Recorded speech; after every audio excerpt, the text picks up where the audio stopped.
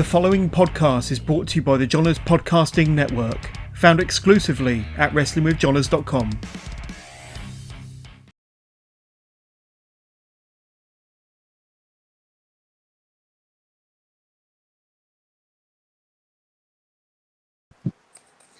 All right, I think that should affect everything. I changed rooms. Looks like our connection's already better. Yeah, like I could hear all of you and I could see Gary moving, but I couldn't. Like it was like everybody else froze. Can everybody else hear me okay? Yeah. Okay. All right, so we'll get started with the show. For everybody who's joining us for the first time, the way it'll work is it'll work like around the horn. I'll ask 6 questions. Everybody gets to answer. Top 2 answers in each question get a point. Top 2 points move on to the final question for the championship of the night. And, of course, everybody will get a little bit of time to promote, what they got going on. Gary, why don't we start with you? What do you got going on for AEW Are You Elite right now? Well, I'm very excited that I have a confirmed interview coming up with none other than Mark Jindrak. Very excited for that one. Nice. Whoever has some stories for Mark Jindrak, they can join in because I'm sure some people have evolution questions. That's going to be really good. Going to do Double or Nothing week. I've been meaning to announce it, but looks like I'm going to start that on Wednesday. Just simple recaps, maybe a special episode here and there. Just basic stuff and just AEW related news. Great. Special shout outs here from Justin to me, Gary Bradley, and of course, a solo shout out to Kenny. He called me his and I never forgave him. That's probably why. No love for Kenny. Until the end. Until the end, Justin. All right. First question, and we'll start with you, Gary. Mm-hmm. Rumors have it that WWE may freeze the contracts of both Sasha Banks and Naomi so their contracts don't expire. Is this the right move by WWE, or is this just petty as hell? Wow, I did not hear this one. This is quite something. It really could go both ways. Let's start the petty as hell. Obviously Sasha and Naomi had, something that they just did not agree with from last week. It just, because I always thought WWE was sticking by their new thing a couple years ago when they said, well, when somebody wants to get released, we will grant it to them. But at the same time, I can't blame WWE for not wanting to release them. Because to me, Naomi and Sasha are some really good pieces to the division and WWE as a whole. So I truly believe maybe that's why just WWE doesn't want to really lose them, But we shall see how it develops because, Sasha and Naomi, they were standing their ground and seems like WWE doesn't like what they were doing. And to me, it's just, you can't stand up for yourself. Yeah, I get it. It was a very disrespectful move on their part, just walking out like that. But I don't know. It's quite interesting to see how this is going to develop because the plot thickens more and more each week. I agree. Kenny, how do you feel? Well, like Gary said, it's kind of too full of thought on it. Like, it is pretty petty because, the first full African-American women's tag team champ set to make an example out of them like this. Just doesn't make any sense. But, yeah, they're great pieces. They honestly wouldn't have anybody to fill in for those two, so it would make sense to kind of freeze their contract. But, yeah, slippery slope. Brad, what do you think? I'm going to go ahead and just say that that it's petty as hell. I think that walking out, not doing your job would require some disciplinary action. Suspension, a fine. They could be doing some jobs, so to say, but just to freeze their contracts, that's just really they're just putting them out of work, essentially. Mm-hmm. They're just sitting at home. Yeah, they might be getting paid, but they can't go work anywhere else from a wrestling standpoint.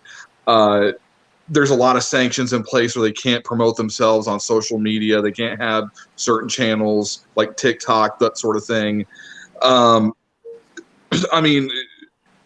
So ultimately the problem is there's a major cultural issue in the WWE where you got too many cooks in the kitchen.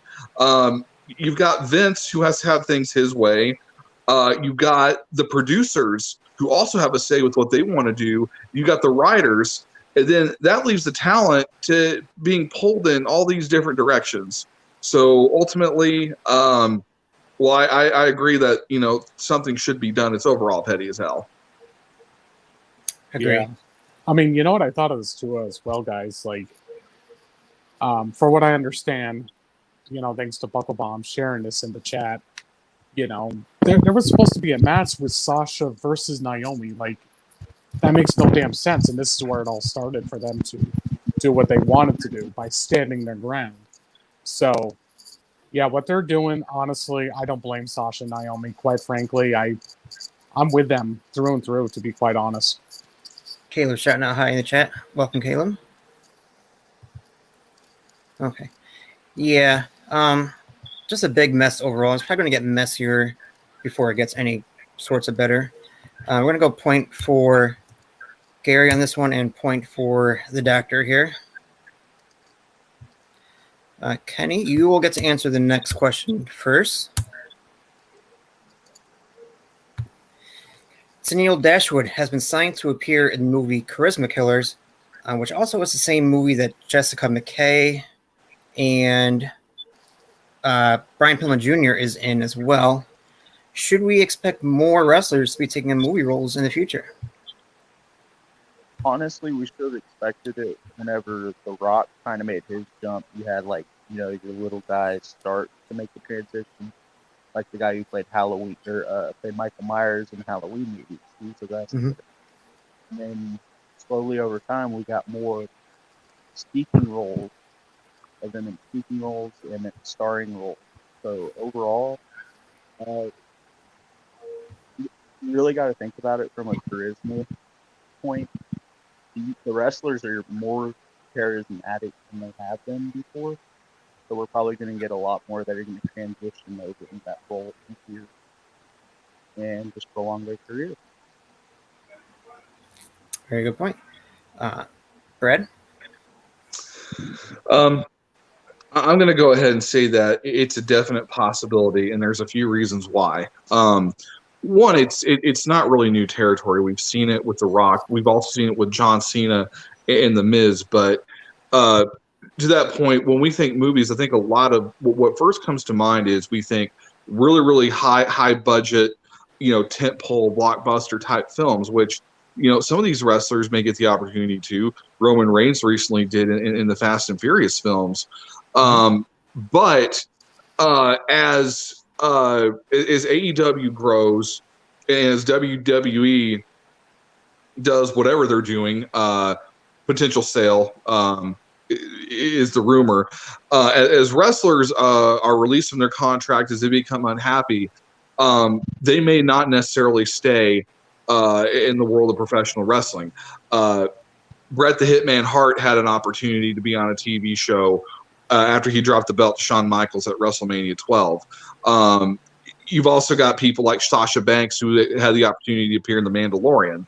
So as opportunities come up for them to, act per se, because when you're in the wrestling world, even though it's physical, you're also playing a character.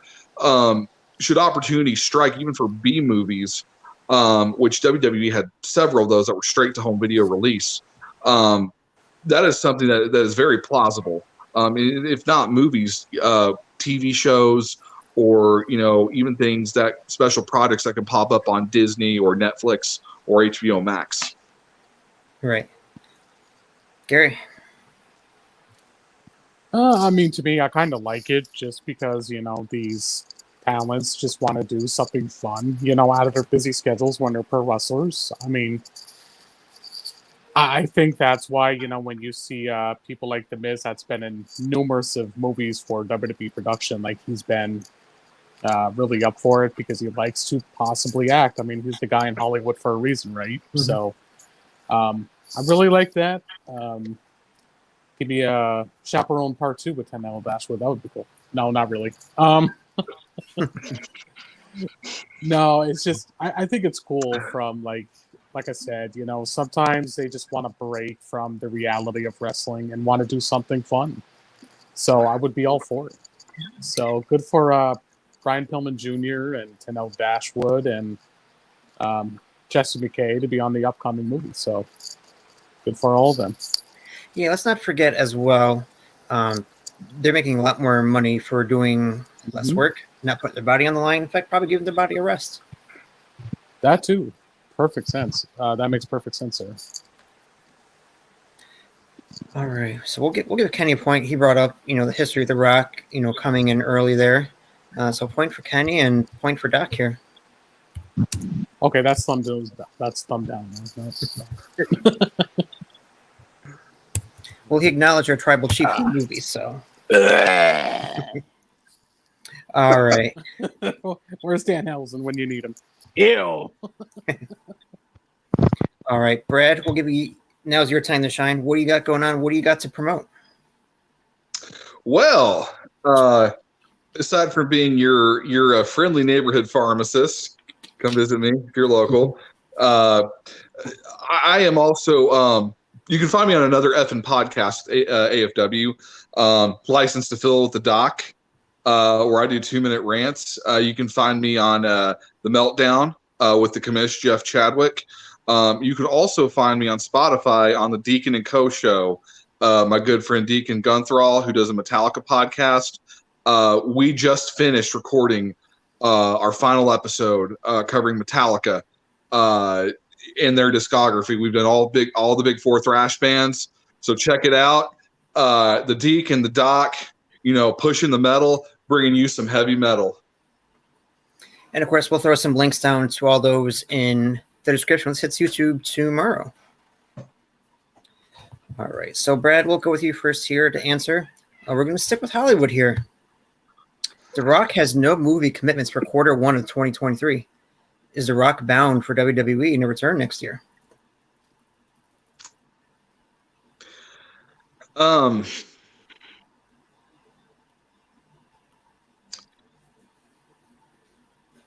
Possibly. I think if anything, he may make an appearance. However, I don't necessarily see him in the ring at next year's WrestleMania. And the reason for that is because the bloodline, Roman Reigns, has been a very dominant force. And I think what's going to be happening is next year's WrestleMania, you're going to see Cody Rhodes as the winner of the Royal Rumble. And he's going to be the one to take the belt off Roman and have his moment and finally do what his father couldn't do. So could The Rock appear? Possibly. He does come back every now and then, and sometimes it's unexpected. However, I do not see him stepping in a wrestling ring. If he were to, I see it being with Roman Reigns, and that would be, at another pay-per-view further down, if not the next year's WrestleMania. Okay. Gary. I'm going to agree with the doctor here. I don't see it as well. I mean, I think it's just Rock just has nothing at the moment. I mean, we're still in like mid-year at the moment, so for 2022, so we don't know what's going to happen in 2023. And I do agree with Brad. I mean, that the next person in line, it's got to be Cody, or the other route that possibly could happen is, I know this sounds a little odd booking, but this is WWE after all. Cody could win the Money in the Bank because of the new stipulation, where he can cash in that title for the Money in the Bank. WrestleMania next year. So it's really debatable. Do I want to see The Rock and Roman? If I can be honest, I just want them to focus on their current talent. So if that's just Cody and Roman, good. I would be totally okay with that. But then again, they are in Hollywood too. So, Rock could have perhaps a movie for that first quarter. He can still attend at WrestleMania because they're going to be in LA. So I think it's no-brainer at the same time that The Rock should come back for that pay-per-view. So it's going to be interesting what they pull. That's for sure. Okay. And it's being reported, apparently it's reported that the cash-in was verified as false. So we'll see what happens there. Kenny also getting a shout-out from JoJo. Kenny, what do you think about The Rock? No week commitments in Q1 next year. I want to agree with it, but to get a point, I gotta go against the grain. I think that the reason his schedule is so open is, he's got a lot going on. Terramana is really picking up. I'm pretty sure Black Adam actually comes out in the first couple months of next year. So he might be promoting that, doing the premieres, which, that one will probably have a big premiere in Egypt. I would say maybe if he doesn't show up for a little spot, he might record a video to send in and call out Roman or something, distract him and Cody's, which would be amazing.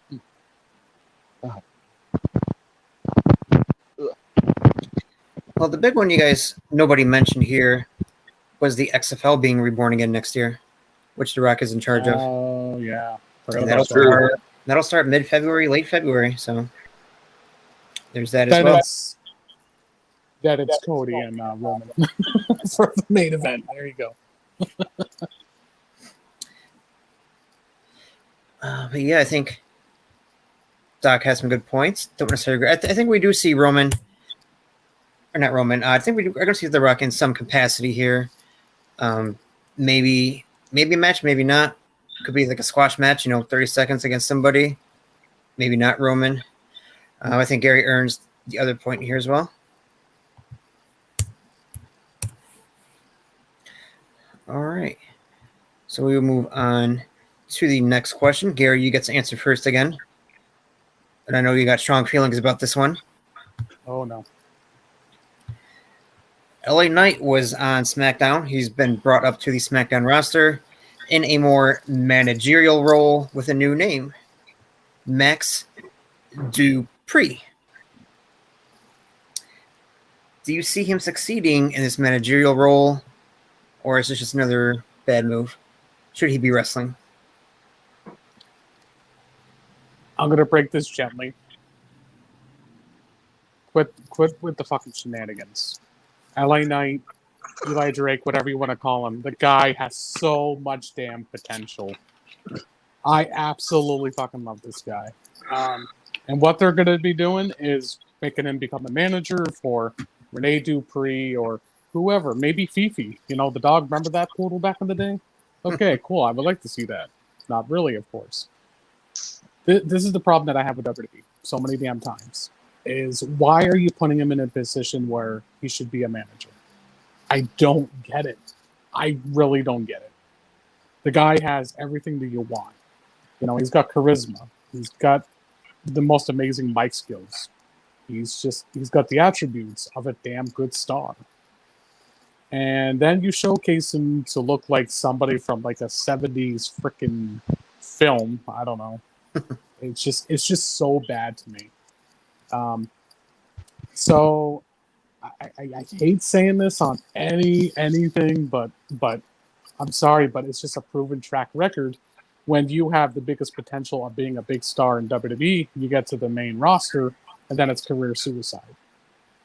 And I'm really believing this with I'm gonna call him LA Knight, not this Dupree shit. It irks me, man. It really, really does. I wanted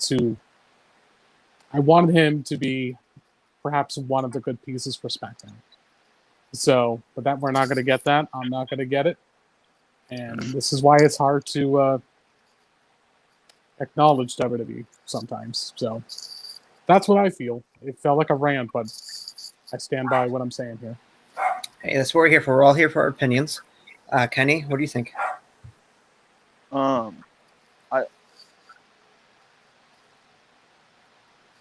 don't think it'll work out, but just based on his mic skills alone, if they just really push him as the voice for somebody, don't do what they did with Brock and Heyman there for that little bit where Heyman would be on the mic and then Brock would grab it and say some stupid stuff, you know. Just let him be the main voice for that person. But as an Eli Drake fan, I kind of hope it doesn't see the he can get it. I'm pretty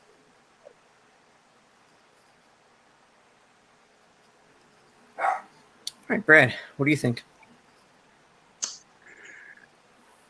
Honestly, I think it's too early to tell. Because I think that the initial reaction is going to be that this very easily could fail. And I think the reason for that is because we've seen that so many wrestlers that have come up from NXT to the main roster have had everything from gimmick changes to name changes to being hardly utilized at all. But we've gotten to see Raquel Rodriguez wrestle. We've gotten to see Shotzi, Pete Dunne. Say what you want as Butch. I've really enjoyed the work that he's done. So there are some talent that are working hard to try to get over what they're given. Knowing Eli Drake, LA Knight, his mic skills, I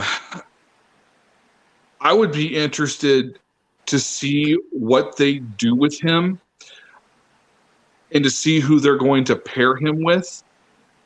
And I only say that because I look at a guy like Adam Pearce who has a wrestling background. And while he had some talent, he's, in my opinion, doing very well with the role that he's in as a general manager in WWE right now. So at the moment, I don't have a lot of faith knowing the track record. However, at the same time, I think it's too early to tell, and we don't know what he's been given to work with, how intentional he is with it. So I say give it a little bit more time before we, make a decision. I wish that I could agree, Brad, but every time we do give it a try, yeah. But again, like Sarah said, we're entitled to our opinions. So you never know; it could work out. Maybe he just wants a little break from wrestling, so a managerial role for a little bit. I'm sure we haven't seen the last of him in the ring there. But I like your explanation, Brad. So we're going to give you a point there. Gary, point for you as well. we love you, Kenny. Kenny, you're up. Anything to promote? Any appearances coming up in any other podcasts? Anything you want to promote? I got nothing. All right. Well, you are first for the next question. What match will steal the show at Double or Nothing?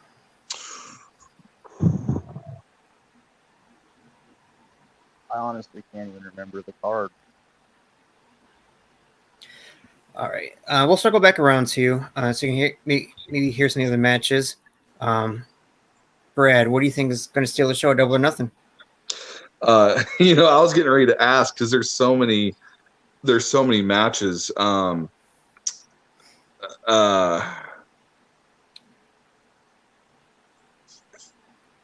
That could go so many different ways.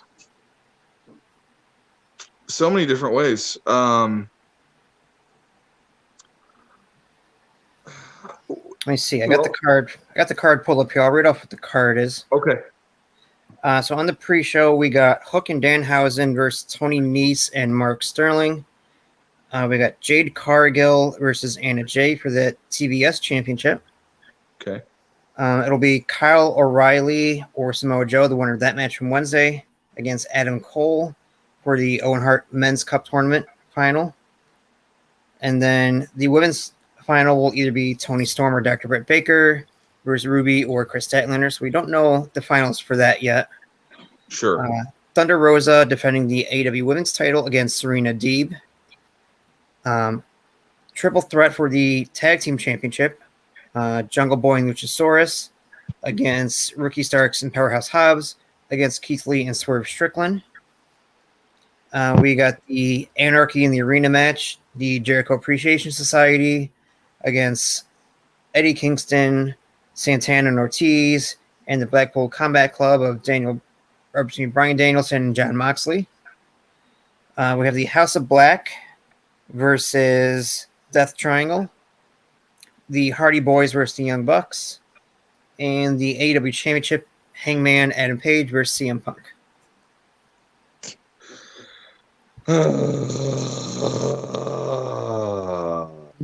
You could have so many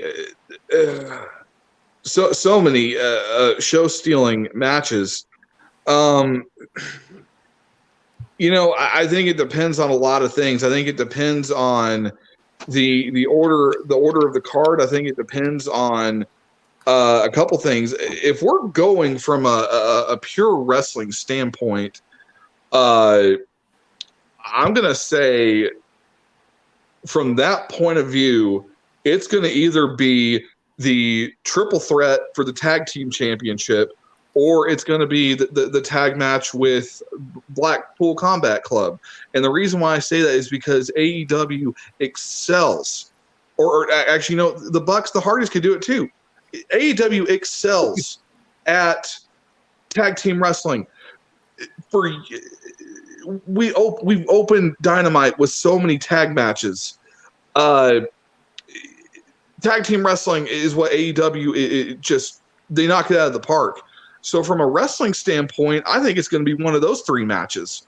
However, just from a moment standpoint, that really depends. I think that what you're going to have people talking about is if you have CM Punk turn heel and he wins the title, that's going to be the match of the night because people are going to be talking about it.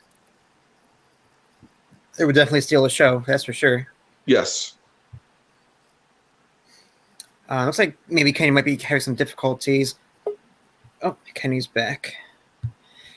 But Gary, we'll get your answer first. What match to you is going to steal that show on this weekend? Oh, I'm sorry. You said that's to me or Kenny? Yeah, we'll go to you, Gary. Oh, okay. Before I make my prediction here, Sarah, you forgot MJF and Wardlow. How do you do that? What, I must have skipped over it. Yes, MJF and Wardlow. Oh, for shame! Because you know how much I love the War Dog. Yeah. No. She Actually, does. for some reason, Wikipedia does not have it listed on their match list, so we'll blame Wikipedia on this one.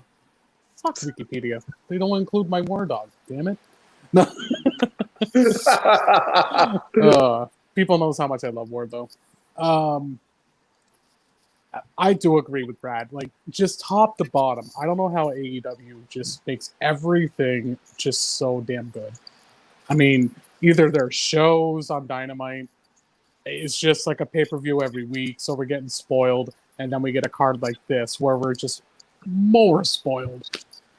I'm actually going to say, and I'm going to make this prediction right now, we're going to get Kyle O'Reilly and Adam Cole. And I really believe that would actually be the match for this Sunday, and those two will really tear it up. Like, seriously, Adam Cole and Kyle O'Reilly, whoa shit. I would love that more than anything. But obviously, point. that's not an official match just yet, but that's something that I would love to see. Them going in there 15, 20 minutes, it will probably be talked about before the night's over for sure. I do like what Bradley said. I think this is the time where they should turn CM Punk heel. You know, CM Punk did say on Renee Paquette's podcast last year, he wants to go to a company where it has a very big storyline for him. Mm-hmm. And I think this would be perfect. I expect CM Punk to win the title because Forbidden Door is going to be in Chicago that next month. So it makes sense for CM Punk to win. Again, I like the War Dog and MJF because the story is great. You know, finally Wardlow gets to break free from MJF if he wins, which I expect. The Dark Horse match for me,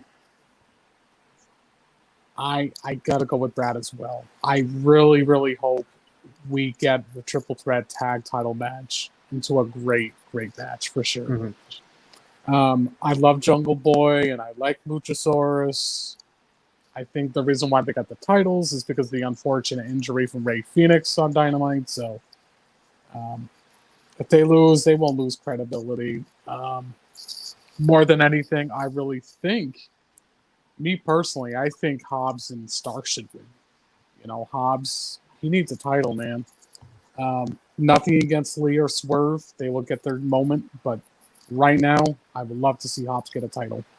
I'm 110% behind that guy. And last thing I will say, Tony Khan, give fucking Kris Stantlander the win on Sunday and then get her the damn title that she rightfully deserves. We'll circle back around to that one. Oh, okay. Kenny, back to you. You heard the card. What do you think? What match do you think could steal the show?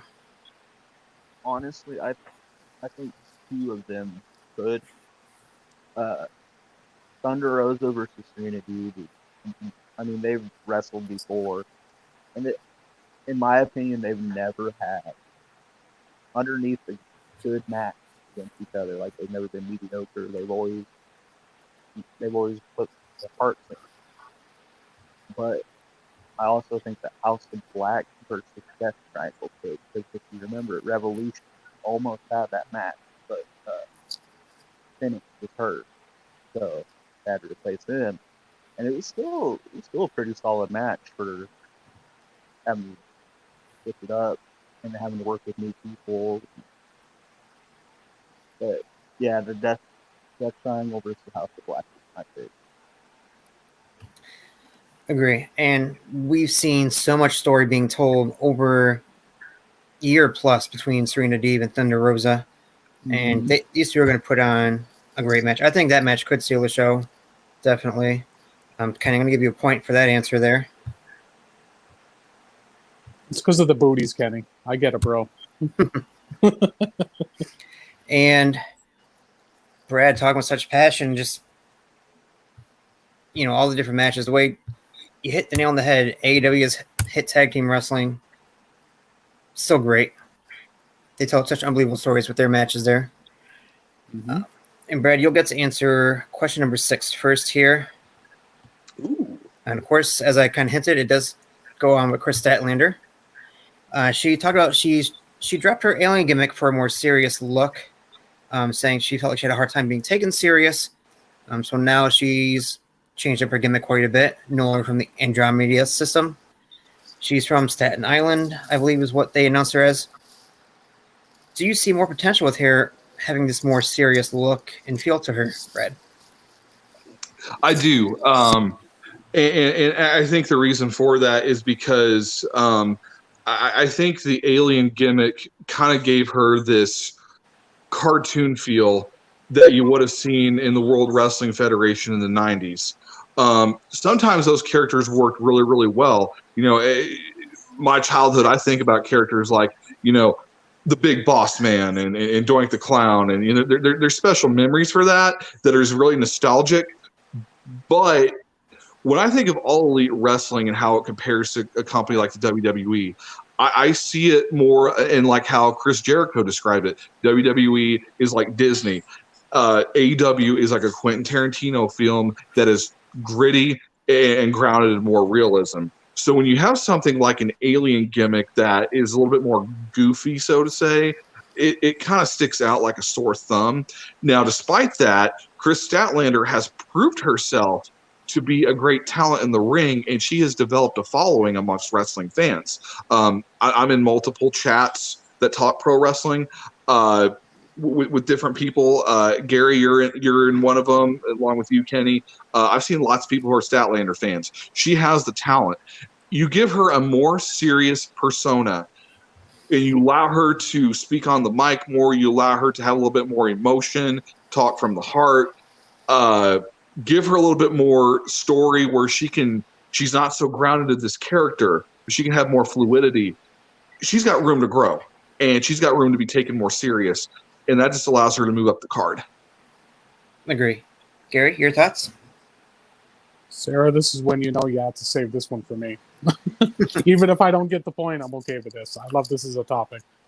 I really like the long-term storytelling with Statlander, just because Statlander's definitely going to get a redemption with Ruby Soho, because as we know, Ruby was the one that beat Statlander to, go for the TBS title. And obviously, the story right now is literally Statlander teasing Jade Cargill more and more and more that she's going to go for that damn title. This is the perfect time for Stat. I mean, I've been supportive of her for so long, just like I have been with Wardlow. Okay. So, like, when it comes to the new gimmick, it's really going to connect really good. I really believe that. So, perfect example, when I was watching Rampage last week, she had a really loud pop, and that's good for Kris.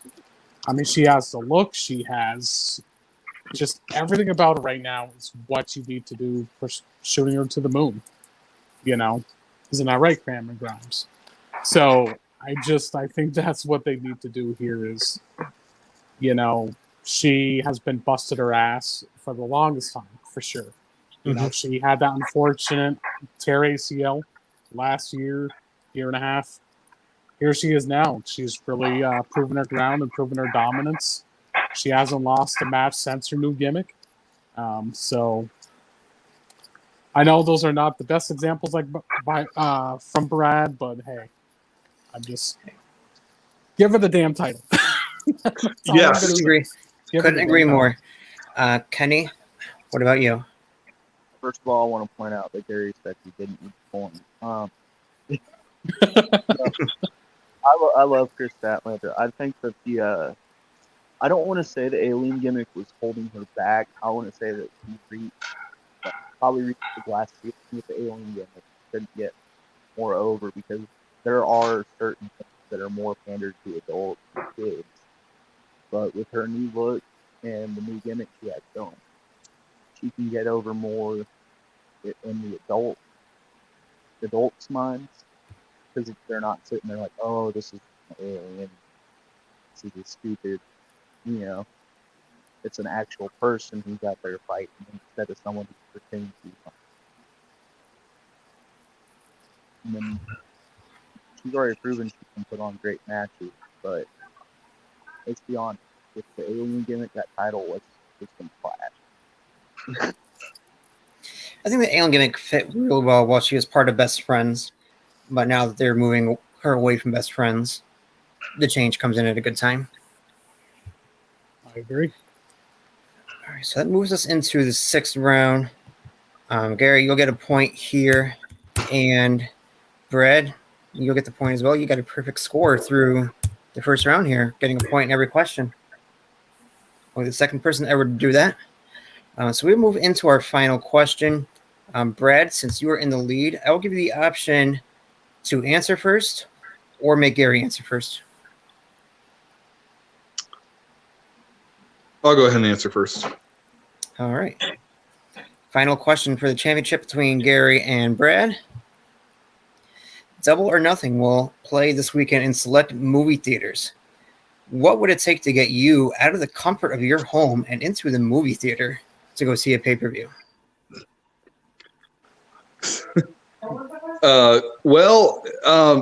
For me, it would take quite a bit because not to brag, but here in my living room, I have an 85-inch TV. So I feel like I've got a little bit of a theater here at home to watch pro wrestling. So to get me to go to a theater, there would have to be some kind of incentive to get me to go.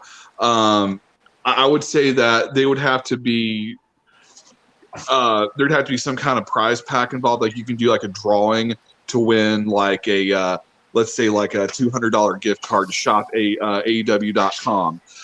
You also could have like a contest where people that show up dress up as their favorite wrestler, and you have a contest. So it'd be kind of like an all-day event leading up to that. So that also have like a prize. Granted, it would probably require you to pay a little bit more, but they'd have food there. They have alcohol.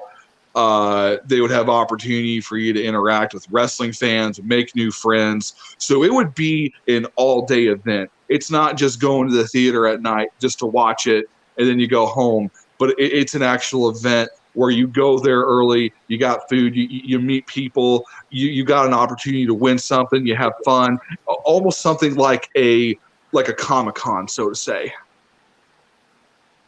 Very good. Gary. How are you going to beat an 85-inch TV, Gary? Come on. So come on, I can't. I got a 42. What are you talking about? Damn. Party at Brad's. Send us the invites, man.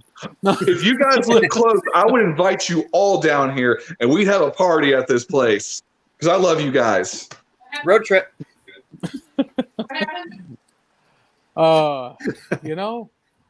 This is quite the random question. I really do like it a lot, though. And me personally, the thing that would actually really motivate me to go to the theater to watch this event is just rejoicing the moment as a wrestling fan. Not just an AEW fan. Perfect example.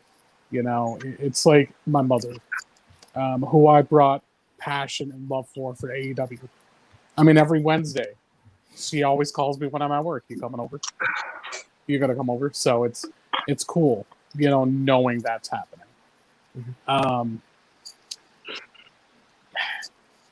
It's just, I don't know, if you love wrestling and if you just don't have the money to go out to Double or Nothing where you're spending thousands of dollars, why not just go to your local theater if you just want to have a getaway and you have no one to just have by your side, and next thing you know, you go to the theater and next thing you know, you're seeing probably like 100 people in the theater, and then you're all, again, rejoicing a great pay-per-view like this.